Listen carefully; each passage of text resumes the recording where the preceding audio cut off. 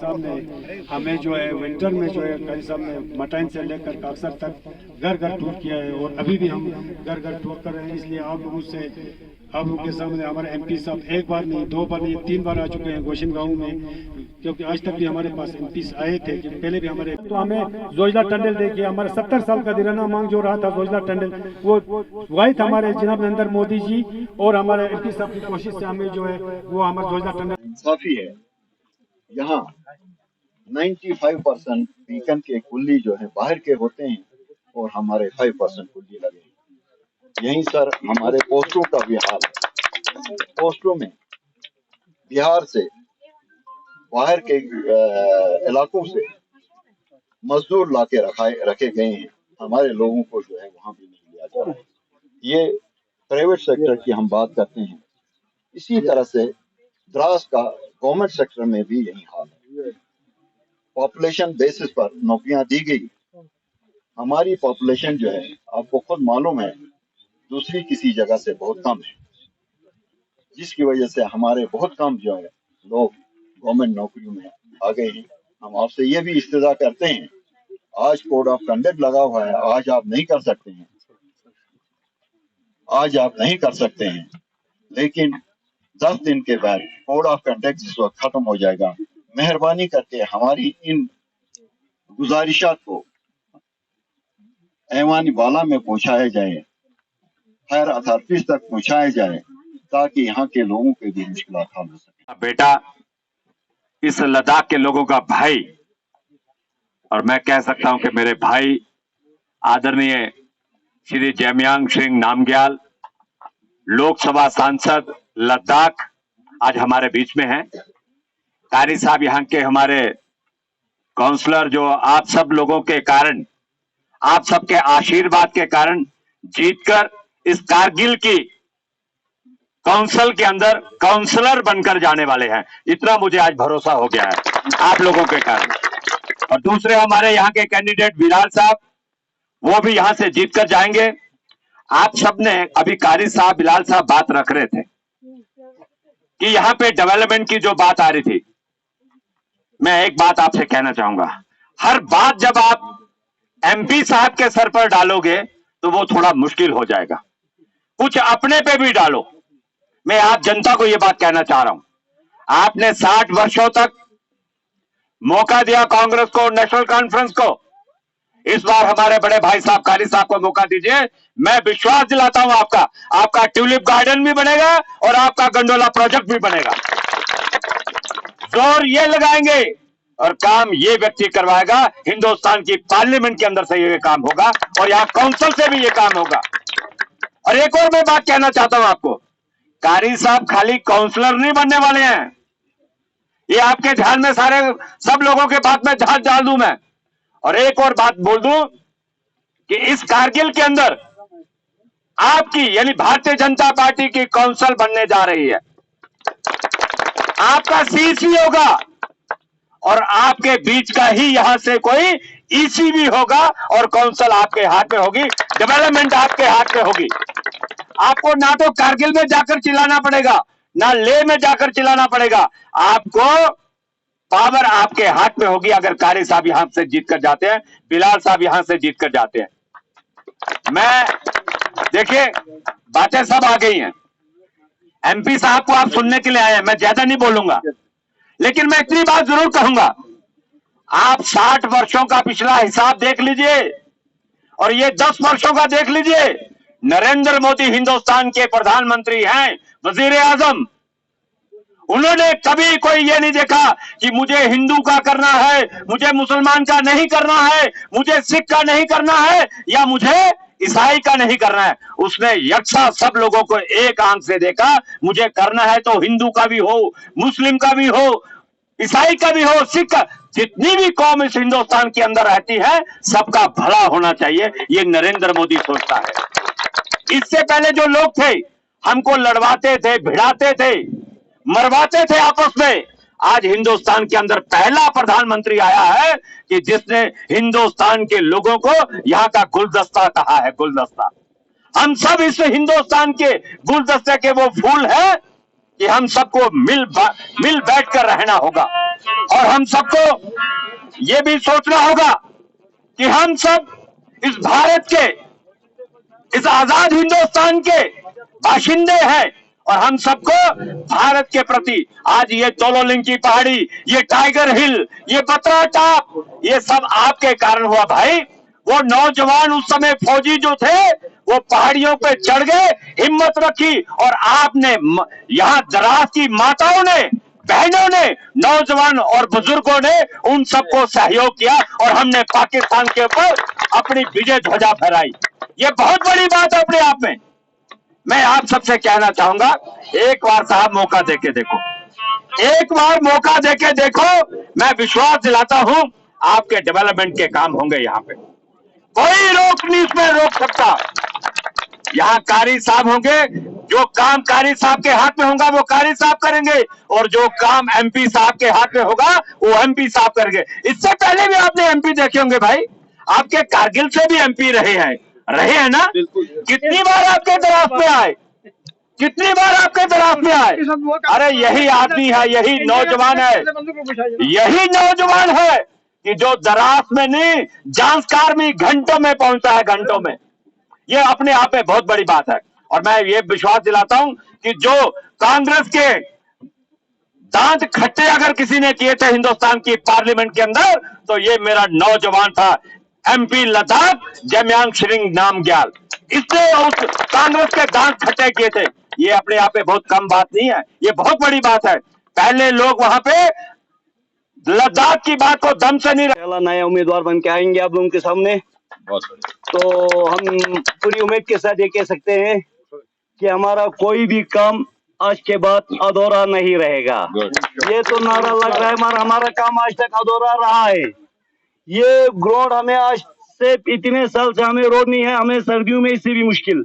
तो क्या इस बार जो है बीजेपी सबसे ज़्यादा जो है द्रास पे फोकस कर रही है? क्या इश्यूज, क्या आपके डेवलपमेंट काम को लेकर कर रही है? देखिए, खुशी की बात यह है, करगिल वालों को पहली बार एनसी और कांग्रेस के बगैर एक ऑप्शन बीजेपी दे रहा है और विकास की बुनियाद पे दे रहा है। मैंने मीडिया के माध्यम से बार बार कहा, बीजेपी इस कारगिल के काउंसिल इलेक्शन में आ रहा है तो हम डेवलपमेंट की गारंटी लेके आ रहे हैं, हम करप्शन की गारंटी नहीं लेके आ रहे हैं। दूसरी जमात, चाहे नेशनल कॉन्फ्रेंस हो चाहे कांग्रेस हो, कभी बोलते हैं कि कोलिशन में लड़ रहा है, कभी बोलते हैं कि हम अलग लड़ रहा है, कभी बोलते हैं कि दोनों को नहीं जीतने देंगे। ये तरह तरह की बात कर रहा है। ये लोग अगर कारगिल अभी तक इन्होंने ही चलाया है, चाहे काउंसिल हो, चाहे करगिल के एमएलए हो, चाहे यहाँ के मिनिस्टर हो, चाहे कभी कभी यहाँ के एमपी भी हो, यही दो जमात ने, नेशनल कॉन्फ्रेंस और कांग्रेस ने, आज तक अगर कारगिल बैकवर्ड है, डिस्ट्रिक्ट करगिल में बेरोजगारी सबसे ज़्यादा है, करप्शन सबसे ज़्यादा है, नेपोटिज्म सबसे ज़्यादा है, तो इसका पनिशमेंट किसको मिलना चाहिए? एनसी कांग्रेस को। बीजेपी को तो करगिल में हुकूमत करने का आपने कभी मौका नहीं दिया। आज एक बार, पहली बार और एक बार बीजेपी को करगिल वाले मौका दे के देखिए, द्रास वाले मौका दे के देखिए। मैं यकीन दिलाता हूँ आपको, आपके हक में हम लड़ेंगे, करगिल के बीजेपी के काउंसिल लड़ेंगे और डेवलपमेंट की गारंटी धरातल आपके दरवाजे पे हम खड़ा करके दिखाएंगे। और इस बात के सबूत भी है, ये हम केवल ज़बानी नहीं बोल रहे हैं। सबूत ये है, जोजिला टनल मोदी सरकार आने के बाद 14 किलोमीटर का जोजिला टनल अभी कंप्लीशन स्टेज पे है, जल्दी इसको कंप्लीट करना है।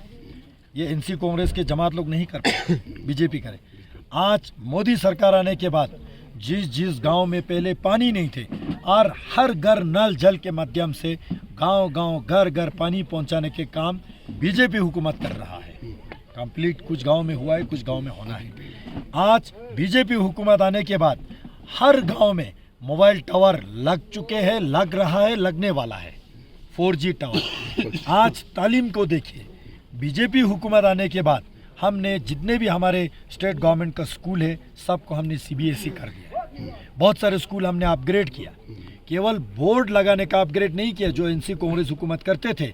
इलेक्शन आते समय एक बोर्ड पे सेकेंडरी को हायर सेकेंडरी लिखते थे, एक दो मिनिस्टर MLA आके फीता करते थे, नाच गान होते थे।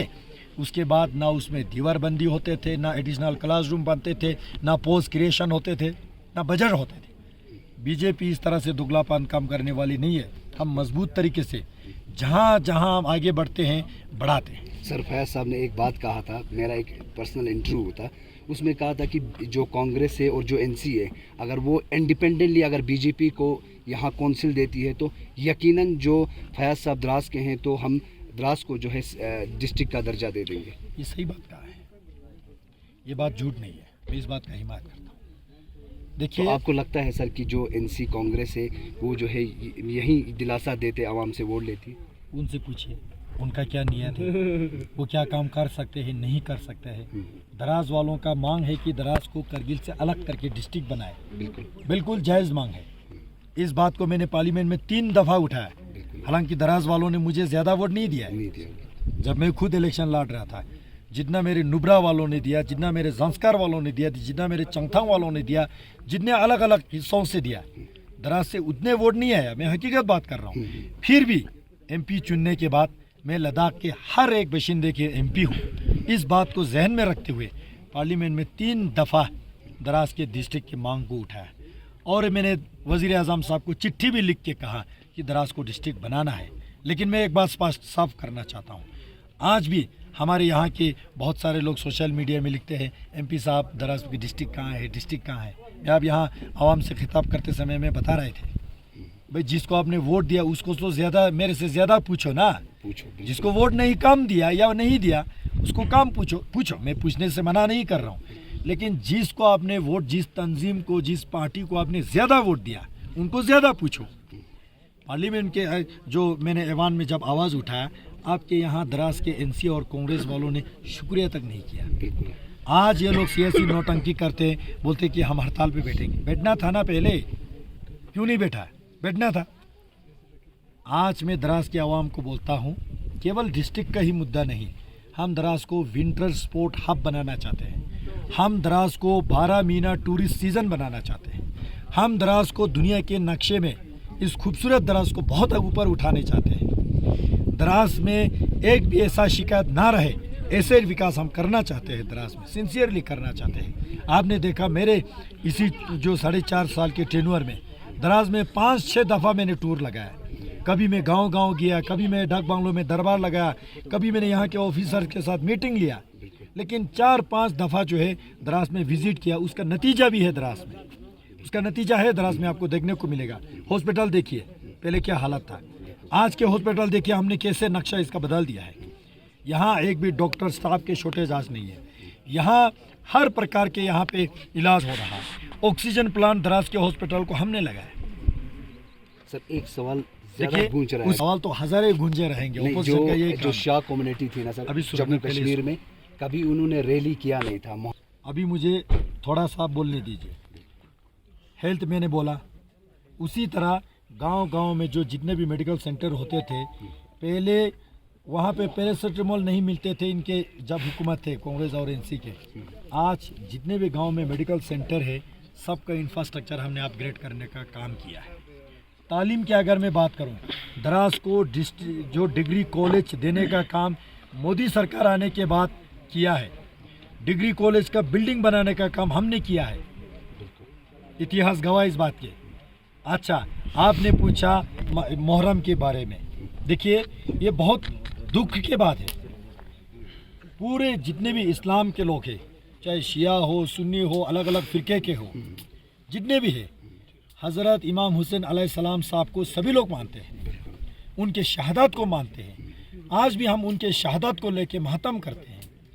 मैं एक बुद्धिस्ट का मानने वाले हूँ, मैं भी मानता हूँ हज़रत इमाम हुसैन साहब को, मैं मानता हूँ, दिल से मानता हूँ। आप देखिए, यजीद के काम करने का किसने किया? 1989 में डॉक्टर फ़ारूक अब्दुल्ला साहब कश्मीर में नेशनल कॉन्फ्रेंस के हुकूमत का चीफ मिनिस्टर थे। आप डॉक्टर फ़ारूक अब्दुल्ला साहब 1989 में, मैं आपको तारीख के साथ बता रहा हूँ। कश्मीर के नाजुक हालात के हवाला देते हुए नेशनल कॉन्फ्रेंस वालों ने हज़रत इमाम हुसैन अलैहिस्सलाम के शहादत के उस ताज़िए निकालने को, उस मुहर्रम करने को बैन किया इन्होंने। क्या ये यजीद के काम नहीं है? मैं आवाम से पूछता हूँ कि ये यजीद के काम नहीं है? नेशनल कॉन्फ्रेंस यजीद के काम करने वाले लोग हैं, कैसे हम वोट करेंगे? अब बताइए। मरकज में कांग्रेस की हुकूमत था, राहुल गांधी जी कल यहाँ घूम रहे थे ना, पेंगोंग में जाके क्या बोला? मेरे पिताजी यहाँ पे आए थे। कब आए थे किसी को नहीं पता है। उनकी पिताजी राजीव गांधी जी मरकज में वजीर आजम थे, कांग्रेस पार्टी के हुकूमत थे। उन्होंने doctor Farooq Abdullah national conference के जो यजीद का फैसला था उनका हिमायत करके ये कांग्रेस वालों ने यजीद ही दिखा के दिया। इसलिए मैं करगिल के आवाम को, करगिल के मुसलमान को खुसूसन मैं बताना चाहता हूँ, मैं एक बुद्धिस्ट लड़का हूँ, मरते दम तक इन यजीद और यजीदी के काम करने वाले एनसी और कांग्रेस को मैं मरते दम तक मैं वोट नहीं कर सकता हूँ, क्योंकि मैं भी हज़रत इमाम हुसैन अलैहिस्सलाम साहब को मानता हूँ। फिर भी अगर आप लोग वोट दे सकते तो आपकी मर्जी। बीजेपी ने 33 साल के बाद ये Yes. जो रैली खोला है, नरेंद्र मोदी जी हुकूमत आने के बाद, यहाँ कुछ लोग सोशल मीडिया में आप लोग रोज़ देख रहे होंगे, मैं किसी आलिम के नाम लेना मैं मुनासिब नहीं समझता हूँ। आप देख रहे होंगे बीजेपी को वोट देने के मतलब मुसलमान लोग, आप लोग मुसलमान के खून से हाथ धो रहे हो। मैं बताना चाहता हूँ, नरेंद्र मोदी सरकार आने के बाद, बीजेपी की हुकूमत आने के बाद 34 साल बाद आज 35 सालवा में श्रीनगर में माह मुहर्रम के दिन, अशूरा के दिन हज़रत इमाम हुसैन अलैहिस्सलाम साहब के शहादत के मातम मनाने दिया, तजिया निकालने दिया। डॉक्टर फारूक अब्दुल्ला फिर आया यहाँ पे काला कपड़ा पहन के, धमकी दे के गया यूक्रेन की तरह हालात हो जाएगा। क्या मतलब था इसका? यहाँ के कॉन्फ्रेंस वाले, यहाँ के कांग्रेस वाले इस बात का ज़रा तकरीर करें, ज़रा जवाब दें इसका। मोदी हुकूमत आने के बाद केवल वहाँ पे ताज़िया निकालना ही नहीं, लद्दाख में हज कमेटी बनाया है। क्या ये लोग कर पाए? मुसलमान के रहनुमा बने फिरते थे ये लोग, चाहे शिया का हो, सुन्नी का हो, जिस फ़िरके का भी हो। इतना तो मैं भी इल्म रखता हूँ, जिस फ़िरके का भी हो, मुसलमान के कौम के नुमाइंदे बने फिरते थे ये लोग, रहनुमा बन के फिरते थे। इनके हुकूमत रहते हुए लद्दाख में क्या हज कमेटी बने? आज लद्दाख के हज कमेटी में अली मजहर साहब को चेयरमैन बना के उसमें शिया सुन्नी सभी फ़िरके के उसमें हमने नुमाइंदे रखने का काम किया। मैं मेंबर ऑफ पार्लियामेंट हूँ, बेशक मैं बुद्धिस्ट हूँ, लेकिन लद्दाख की नुमाइंदा हूँ, और मैं भी उस हज कमेटी के नुमाइंदा बन के हमने यहाँ से 475 हाजीज का जो हमें एप्लीकेशन आया, जितने कोई हमने कोटा नहीं दिया, देखा कोई हमने उसमें लॉटरी नहीं दिया। जितने थे उन सब, जितने थे, यहाँ पे बहुत सारे बुजुर्ग हजीज बैठे हैं। मैं पूछना चाहता हूँ, आपके दौर में कितने हज जाते थे सालाना? 8 नफर, 10 नफर, 15 नफर, वो भी लॉटरी से, कोटे से, यारी दोस्ती से, कभी कभी रिश्वत से भी। कितने दुख के बात है, हज जाने के लिए भी इतना आपको तंग होता था। आज मोदी सरकार आने के बाद, यही बीजेपी आने के बाद लद्दाख से 475 नफर हमने 100% हज बेचने का काम किया, वो भी भेड़ बकरी की तरह मिक्स करके नहीं। लद्दाख से जितने भी हमारे मुसलमान भाई बहन हज किया, सबको अलग से जहाज दिया, सबको अलग से रहने का बंदोबस्त हमने किया, एनसी कांग्रेस ने नहीं किया। आज ये लोग कैसे कह सकते हैं कि बीजेपी मुस्लिम विरोधी है? कैसे कह सकते हैं? देखिए, जब वहाँ पे ईरान में कोविड के टाइम पे हमारे ज़बरन लोग फंसे थे, शिया के 800 लोग फंसे थे, 800 लोग। अगर बीजेपी मुस्लिम विरोधी होता तो हम आंख मुंह सब बंद करके बैठ सकते थे, नहीं किया। मैंने पार्लियामेंट के वहाँ फ्लोर पे आवाज़ उठाया कि ये मेरे लोग हैं। भारतीय जनता पार्टी के एमपी ने आवाज़ उठाया, पूरी दुनिया जम पे ठप, लॉकडाउन। एक बच्चे भी घर से निकलते थे तो डंडा लगते थे। पूरे वहाँ से ज़बरन 800 लोगों को जहाज़ दे के हमने निकाल के ले आया, हिंदुस्तान के अलग अलग जगहों पे क्वारंटाइन करके सही सलामत उनके घर पहुँचाने का काम बीजेपी हुकूमत ने किया। क्या बीजेपी मुस्लिम विरोधी हुआ? मतलब कुछ वीडियो सोशल मीडिया में दिखाते हैं, इसीलिए मैं ये सारा इतने तकरीर कर रहा हूँ ना, इतने विस्तार से जवाब दे रहा हूँ। अब उनसे पूछिए ना, अब उनसे पूछिए, जो लोग ये वीडियो अलग अलग बयान देते हैं अपने कुर्सी संभालने के लिए, अपने पेट संभालने के लिए जो वीडियो देते हैं ना, उनसे पूछिए ना, क्या आप वाकई हज़रत इमाम हुसैन अलैहिस्सलाम साहब को मानने वाले हैं? तो नेशनल कॉन्फ्रेंस को आप कैसे वोट दे सकते हो? कांग्रेस पार्टी को कैसे वोट दे सकते हो? यही लोग तो है। क्या ये लोग हज़रत इमाम हुसैन अलैहिस्सलाम साहब के खून के शहादत को इंसल्ट करके कुर्सी पे नहीं बैठे क्या? क्यों 34 साल इन्होंने आवाज नहीं उठाया? भारतीय जनता पार्टी आने तक क्यों इंतजार कराया लोगों को? ये सवाल आप उनसे पूछिए। बहुत बहुत इन शुक्रिया। तमाम बातों का कारी साहब और बिलाल साहब को इस बार कैंडिडेट बीजेपी की तरफ से दिया है, तो क्या उम्मीदें और क्या एक सीना चौड़ा करके बीजेपी इस बार दावा करेगी? हमारा बुनियाद विकास है। हम किसी मजहब के जज्बे को दे के वोट हासिल नहीं करते। आप मुसलमान इस्लाम को प्रैक्टिस करते हो, आपको मुबारक, हमें कोई इतराज नहीं है। हम बुद्धिस्ट को प्रैक्टिस करते हैं, हमको मुबारक। प्रधानमंत्री जी हिंदू को प्रैक्टिस करते हैं, उनको मुबारक। मजहब अपने अपने जगह।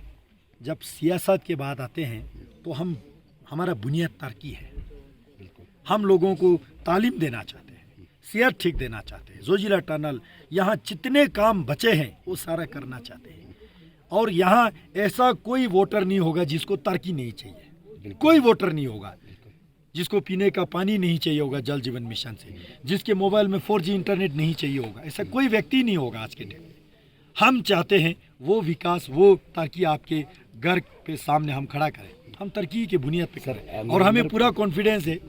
जिस तरह दराज वाले डिस्ट्रिक्ट का मांग करते हैं, पूछिए क्या ये एनसी कांग्रेस के जमात लोग कर सकते हैं? तो कौन कर सकते हैं? भारतीय जनता पार्टी कर सकते हैं, मोदी जी कर सकते हैं। इसलिए एक बार ये 2 काउंसलर जीता के आप दे दीजिए। नहीं होता है तो हम बैठे यहाँ पे गारंटी लेने के लिए, हमको पकड़िए। आप वोट ही नहीं देंगे, फिर बोलेंगे कि भाई काम कहाँ है। सर, आप इलेक्शन से पहले अगर कांग्रेस और मैं लोगों को ये बात कहना चाहता हूँ बीइंग ए मीडिया, अगर अभी कांग्रेस और एनसी अगर इंडिपेंडेंटली यहाँ से बीजेपी को जिताती है तो क्या इलेक्शन से पहले बीजेपी द्रास को डिस्ट्रिक्ट दे सकती है? इलेक्शन से पहले किसे देंगे भाई? कोड ऑफ कंडक्ट लगा है, 10 तारीख को इलेक्शन आ गया। इलेक्शन से पहले कैसे दे सकते हैं? कोड ऑफ कंडक्ट में ये तो announce ही नहीं कर अपोजिशन पार्टियां बोल रही है। अरे देखो, ओपोजिशन पार्टी लोगों को फिर बेवकूफ बनाए। लोगों को नहीं पता क्या, ओपोजिशन पार्टी को नहीं पता क्या कोड ऑफ कंडक्ट चल रहा है। कोड ऑफ कंडक्ट में आप एक हैंडपंप नहीं दे सकते, डिस्ट्रिक्ट कहाँ से देंगे भाई? पूछो ना उनको। ये चोरी छुपी रात को हैंडपंप खोदने वालों को पूछो ना, पूछो ना इनको। अगर आप कोड ऑफ कंडक्ट का आप पे असर नहीं होता है तो दिन को हैंडपंप खोदो ना। पूरे डिस्ट्रिक्ट एडमिनिस्ट्रेशन को साथ में खड़ा करके हैंडपंप खोदो ना। चोरी छुपे क्यों आप काम कर रहे हो चोर की तरह? 5 साल आपने काम नहीं किया, आज इलेक्शन आता है तो घर घर आप रात को जाके हैंडपंप खोद रहे हैं। कोड ऑफ कंडक्ट के असर नहीं तो इस काम को दिन को करो ना, एसडीएम को साथ लेके करो ना, पीएचई एग्जाम को साथ लेके करो ना। कोड ऑफ कंडक्ट है भाई, कोड ऑफ कंडक्ट में कैसे डिस्ट्रिक्ट का अनाउंस होता है? कितना उम्मीद रखते हो सर इस बार द्रास से? देखो, हमारा तो पूरा उम्मीद है, लेकिन जिम्मेवारी लोगों पे है। जब तक लोग वोट नहीं करेंगे हम उम्मीद करके क्या फायदा है? और हमें उम्मीद तो है लोग इस बार भारतीय जनता पार्टी को एक बार मौका देंगे, जरूर देंगे। दोनों कॉन्स्टिट्यूएंसी अपर लोअर दोनों देंगे। बहुत बहुत धन्यवाद।